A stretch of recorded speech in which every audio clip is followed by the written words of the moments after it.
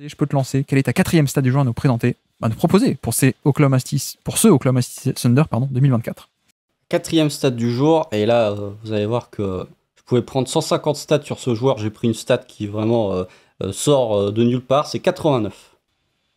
C'est le nombre de post-up joués par Shai Gilgeous-Alexander cette saison. Alors vraiment, j'ai pris la stat la plus éloignée pour parler de la saison de Shai Gilgeous-Alexander, mais là aussi, c'est un domaine de progression, parce que si vous prenez les joueurs qui ont joué plus de 89 post-up, pas les tirs, hein, vraiment les possessions qui sont catégorisées comme des post-up cette saison en NBA, vous prenez le point par possession.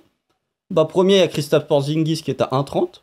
Deuxième, il y a Ivica Zubac qui est à 1,27. Et troisième, il y a Shai Gilgeous-Alexander qui est à 1,19. Je pense que c'est un domaine dans lequel il peut pas progresser, mais dans lequel il doit encore plus être. C'est-à-dire que le post-up, on n'est pas sur du post-up entre guillemets à la Zubac, c'est vraiment du post-up en tête de raquette. Lui, c'est plutôt dans les corners, souvent pour un turnaround fadeaway à mi-distance. Parfois pour directement, je passe côté ligne de fond pour finir au panier ou pour aller provoquer des lancers. Et moi, c'est quelque chose où honnêtement, j'ai vu peu de guards ces dernières années maîtriser aussi bien et de manière aussi avec une fréquence aussi élevée pour un guard le post-up que Shai Gilgeous-Alexander. Je pense que c'est un joueur qui est encore capable d'augmenter ce volume-là et qui peut vraiment lui amener une grosse efficacité. Sur les playoffs, il me semble, alors c'est encore une fois une fréquence qui est encore plus basse, mais il est à 1,40 points par possession sur le post-up. Contre Dallas, il a été efficace face à ça aussi. Donc voilà, je sais que tu vas avoir plein de stats sur l'incroyable saison de Shai Gilgeous-Alexander, que ce soit offensivement ou même en termes de générateur de turnover pour les équipes adverses. Il a été très bon. Protecteur de cercle secondaire, sur la série face à Dallas, il a été très bon aussi. Enfin voilà, un top 3, top 4 MVP largement mérité sur cette saison régulière. Mais voilà, moi je voulais un petit peu appuyer sur ce point du post-up parce qu'on parle beaucoup du bagage offensif de Shai Gilgeous-Alexander qui est du drive, du jeu à mi-distance, mais je trouve qu'il y a aussi ce côté où il n'y a pas forcément que de l'isolation entre guillemets, que du dribble, il y a aussi la capacité physique via du post-up, soit à enfoncer, soit la qualité technique pour se retourner et pour mettre le jump shot à mi-distance. Non mais effectivement, on en a parlé souvent cette saison. On avait fait un podcast d'ailleurs avec Azad sur cet aspect de... Il y a une révolution, peut-être pas, mais en tout cas, il y a une tendance où le post-up devient de plus en plus aussi l'arme, pas que des pivots, mais aussi des extérieurs. Parce que tu as des extérieurs, donc notamment les têtes d'affiche chez Tatum et SGA, qui sont très bons sur post-up. Et en fait, dans le spacing d'aujourd'hui, on peut se permettre. Et c'est de tels mismatchs que c'est intéressant. Et en effet, SGA, comme dit, c'est un peu la tête d'affiche de ça pour l'instant, le côté post-up des petits qui apparaît de plus en plus en NBA, donc c'est à suivre. Et alors j'avais noté, effectivement, moi j'avais noté 3, mon chiffre sur SGA, parce que en fait il est top 3 sur les 3 domaines de création. Il est donc comme tu as dit, post-up il est 3e. Isolation, donc post-up 1,19 points par possession. Isolation 1,11, il est 3e de NBA aussi, parmi les joueurs d'isolation à plus de 3 par match, donc les gros volumes, on a déjà parlé ensemble, mais les deux premiers c'est Harden et Kawhi Leonard, et donc lui il est 3e. Et puis pick and roll, il est premier. Voilà, pick and roll premier en termes d'efficacité sur pick and roll, 1,14 points par possession pour SGA sur les gros volumes de pick and roll. Donc voilà, la sainte trinité de la création, j'ai envie de dire pour SGA, qui est top 3 dans les 3 domaines de création. Et c'est là-dessus où c'est d'autant plus impressionnant, je pense, parce que on peut et on va en faire des tonnes sur lui, parce qu'il est extraordinaire. Mais c'est là où je trouve ça d'autant plus intéressant et d'autant plus remarquable, c'est que 110 de true shooting plus, donc une efficacité au scoring qui est 10% au-dessus de la moyenne, c'est énorme, c'est énormissime pour son volume de responsabilité. Donc efficacité historique. Et là où c'est intéressant, c'est qu'il le fait donc quasiment que sur de la création, quoi. Enfin, j'exagère un peu, mais en termes de pourcentage de paniers assistés, il est 2e plus petit total de NBA. Il n'y a que Luka Doncic qui est moins assisté, qui a moins de paniers créés par autrui. Donc c'est là-dessus où tu vois, il est 4e en efficacité, derrière les classiques, Jokic, Embiid et Giannis. Voilà. Donc il est 4e, mais en étant beaucoup moins assisté que ces 3-là, et avec beaucoup plus de création, comme on vient de le dire, avec cet aspect pick and roll, isolation post-up, il est top 3 à chaque fois, et même premier en pick and roll. Donc ouais, vraiment, j'insiste, mais plus 10% d'efficacité relative à la moyenne de son époque, c'est une barre symbolique de on fait une très très très grande saison. Il n'a pas. Et pour vous dire, depuis 1980, sur un tel volume, être à plus 10% d'efficacité, il n'y a même pas 70 saisons, je pense, de mémoire. Il y en a 8 de Nikola Jokic. C'est ça. Mais il m'a frustré parce qu'il s'est blessé à la mi-mars, hein, grâce à John Collins qui lui a fait un croche-patte. On remercie les croche-pattes de John Collins. Il a perdu en efficacité à partir de là. Justement, tu en avais parlé dans l'hebdo, mais le match face à Milwaukee où il est blessé au niveau de l'adducteur. Il n'a pas du tout l'explosivité. Il est vraiment cata. Parce qu'à un moment, il était à 112 de true shooting, il était au même niveau que Nikola Jokic. Et je me disais, je regardais les true shooting, je me disais, il est au même niveau que Jokic. Là, c'est quand même, même si c'est une année off pour Jokic, puisqu'il est passé de 121 à 112, il est que 12 points au-dessus de la moyenne. Donc vraiment une année terrible pour Nikola Jokic en termes d'efficacité. Mais voilà. Non, mais t'étais fier de te dire, cet été, je vais aller sur le Basket Lab et je vais dire, il a la même efficacité que Jokic, quoi.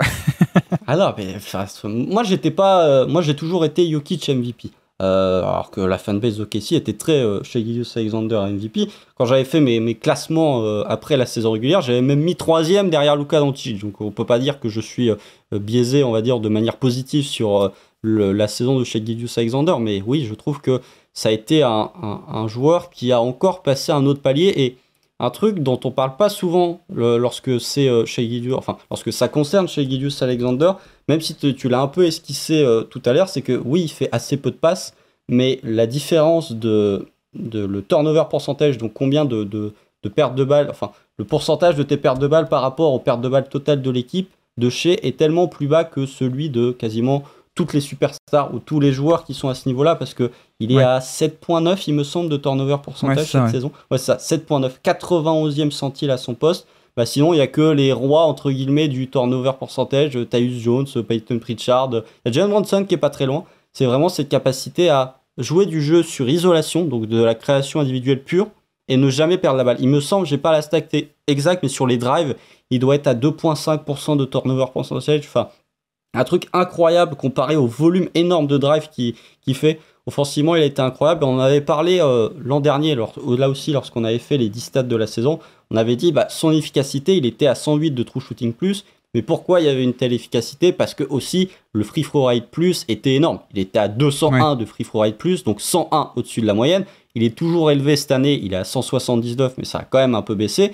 Par contre, si vous prenez l'EFG+, donc encore une fois, le pourcentage au tir pour donner un truc un peu plus raccord et un peu plus qui augmente la valeur du 3 points qu'un simple pourcentage au tir dans la moyenne NBA. L'an dernier, il était à 97, donc 3 points en dessous de la moyenne NBA. Là, cette année, il est à 104, donc 4 points au-dessus. Là aussi, on parlait de la progression sur l'EFG. La progression au shot-making de Shai Gilgeous-Alexander est quelque chose à noter, là aussi, parce que voilà, c'est pas quelque chose, c'est peut-être quelque chose qu'on a considéré comme acquis trop vite, quand bien même il était 5e du MVP la saison passée. Il est parvenu, il a réussi à progresser dans son scoring individuel, alors qu'il sortait déjà d'une saison où il était top 5 MVP. Non, effectivement, c'est moins de lancers francs, mais plus d'adresse, on peut dire. Et un shot-making toujours de mieux en mieux. D'ailleurs, c'est le match 4, non? Le match hyper bizarre qu'OKC gagne alors qu'ils perdent sur tous les tableaux. Oui, il met que des mi-distances. Et il fait un truc de dingue, mais le shot-making pur est assez extraordinaire, quoi. Franchement, c'est... Alors, en détail, si vous voulez les chiffres, 4e driver le plus efficace de NBA en termes d'efficacité sur les gros volumes. Par contre, en termes de volume, c'est le premier. OKC fait beaucoup de drives et SGA est un peu le moteur de ça. Il a plus de 23 drives par match. Et là encore, pour le coup, il y a cet aspect où, en fait, c'est le résultat final qui compte. C'est pas tant la manière, et donc pourquoi je dis ça, c'est par rapport au passing. Tu peux être un passeur hyper créatif, mais si t'as pas la menace au scoring, il va pas y avoir de décalage dans la défense pour que ton passing puisse les exploiter, de type Josh Giddey par exemple, ou Ricky Rubio, ou des mecs comme ça. Et je disais, c'est l'inverse, c'est-à-dire que, ok, il a pas un passing créatif de génie, mais en fait, le mec, avec son drive, avec sa menace, crée tellement de brèches dans la défense que, en fait, les fenêtres de passe sont évidentes et qu'en fait, il arrive à générer du jeu comme ça. Et donc, tu peux te dire, oui, mais intrinsèquement, il est moins passeur créatif qu'un tel ou un tel. Oui, mais sur le résultat final, quelle est la production? Un peu d'ailleurs, ironiquement, un peu comme Westbrook à l'époque, qui était un peu dans le même modèle de création de jeu, par cette menace, encore et encore. Donc, pour moi, tu vois, le fait qu'il ait moins de créativité pure n'en fait pas quelqu'un qui est forcément moins bon au playmaking, quoi, pour le coup. Et même au niveau des stats, tu vois... On peut dire, il a un faible nombre d'assists par match, mais il y a beaucoup de hockey assists, donc du coup, pas des vrais assists, quoi. Voilà, pour moi, c'est un des meilleurs créateurs de jeu de NBA qu'on ait, en plus de son shot making, en plus du fait qu'il est à 47% sur les longs deux, ce qui est extraordinaire, 53% sur les short mi-distance, etc., etc. Mais voilà, et puis juste, dernière chose aussi, au niveau de la série contre Dallas, j'ai calculé, il était à 121 de true shooting plus. Voilà. Honnête, c'est pas mal du tout. Dans une série où il joue tout seul, hein, du côté de son équipe, il joue tout seul. Mais après, revenir rapidement sur le playmaking, parce que voilà, je déborde sur Shea comme j'ai débordé sur Jalen Williams. Non, vas-y. Le côté aussi passeur en mouvement. C'est-à-dire que tu as des passeurs qui vont être très... Josh Giddey, encore une fois. Josh Giddey, c'est des passeurs assez statiques. C'est entre guillemets de la manipulation de défense, alors que chez Gilgeous-Alexander, il n'a pas du tout ce côté passeur statique. Par contre, passeur via le dribble, que ce soit après le pick and roll ou que ce soit après une première création, il est très bon. Et un peu au niveau du passing, moi je le comparais un peu à Giannis, dans le sens où c'est pas du tout les mêmes profils, mais par contre c'est des passes assez simples, mais qui proviennent d'un premier décalage qui est créé par le dribble. Et comme ces deux joueurs qui vont assez souvent au cercle, on va dire que les types de passes qu'ils font sont souvent les mêmes. Je rajouterai un deuxième point, il a progressé au playmaking dans le sens où il y a des choses, notamment les skip passes, donc les passes vers le corner ou les passes de corner à corner de chez Gilgeous-Alexander. On l'a vu en faire cette saison alors qu'on ne le voyait pas du tout sur la 2022-2023. Donc en tant que playmaker, il a progressé et je crois que tu en avais parlé aussi quand tu avais fait le débrief de je ne sais plus quel match, mais l'incapacité d'OKC de faire des passes de corner à corner. Donc des skip passes potentiellement, et du coup de renverser complètement le jeu. Je pense que c'est quelque chose qui a coûté aussi extrêmement cher sur la série face à Dallas. Ouais. Oui, quand tu as une défense qui surcharge le terrain d'un côté, il faut renverser de l'autre côté, quoi. Là où il y a l'ouverture, mécaniquement. Et là où je pense que pour le coup, Caruso va apporter ce côté-là et va améliorer cet aspect-là du jeu. Ah mais alors attends, transition parfaite, puisqu'on parle de ça, je vais caler la mienne de 4ème. Sauf si au suivant on peut encore faire 20 minutes sur SGA, ça me dérange pas de dire à quel point il est extraordinaire partout. On en parlera dans la syllabe, mais peut-être rapidement sur son côté défensif, parce que je sais que ça fait débat. Ah oui. Pour moi, ce n'est pas un bon défenseur sur l'homme. C'est-à-dire que c'est un défenseur moyen, il est dans la moyenne de la ligue sur l'homme. Il y a eu beaucoup de débats sur est-ce que c'est la meilleure superstar two-way, etc. En début de saison, parce qu'il était à 3 interceptions par match. Non. Pour moi, il est dans la catégorie Paul George, mais off-ball. Hein. Je dis pas on-ball Paul George, bien sûr. C'est je coupe les lignes de passe sur les deflections, et sur ça, il est très bon. Un peu dans ce rôle de free safety défensif. Ouais. Sur ça, il est excellent. Ouais. Par contre, sur l'homme, non. Il y a beaucoup de situations où il fait du Westbrook, et ça m'embête un petit peu. C'est je laisse passer mon défenseur et je tente l'interception par derrière. Ça m'énerve. Il y a à côté aussi où, sur la défense, typiquement sur l'isolation, il n'est pas toujours très bon. Donc voilà, je relativiserai un petit peu sa défense pour dire que non, c'est un défenseur moyen. Par contre, là où sa défense est extrêmement valuable, notamment face à Dallas, il y avait de la protection de cercle secondaire, ce qui montre un petit peu aussi l'absence de protection de cercle au global. C'est que chez Gilgeous-Alexander était ton deuxième meilleur protecteur de cercle derrière Chet. Et par contre, là où il est extrêmement valuable, c'est sur la capacité, comme on l'a dit au début, à générer des pertes de balles et du coup à créer directement des situations de transition offensive. Je te rejoins sur le playmaking, un peu moins sur la protection de panier. Et en fait, sur le jeu off-ball en général, où je trouve que parfois il peut se faire cibler. Alors, pas tout le temps, mais dans les matchs où il est pas bon, il y a des fois où l'attention off-ball et le côté je dois être le low man ou des trucs comme ça, parfois ça peut être ciblé. Mais bon, après on est dans la nuance là, je pense. Mais sur le côté playmaking, ça fait aussi partie de cette identité défensive très forte. Hein, ce playmaker avec des bras interminables, ça fait aussi partie des forces du profil, hein, forcément. Merci d'avoir écouté cet extrait. S'il vous a plu, l'émission complète est disponible en description et on se donne rendez-vous sur le feed principal du Basket Lab pour l'intégralité des podcasts. À bientôt.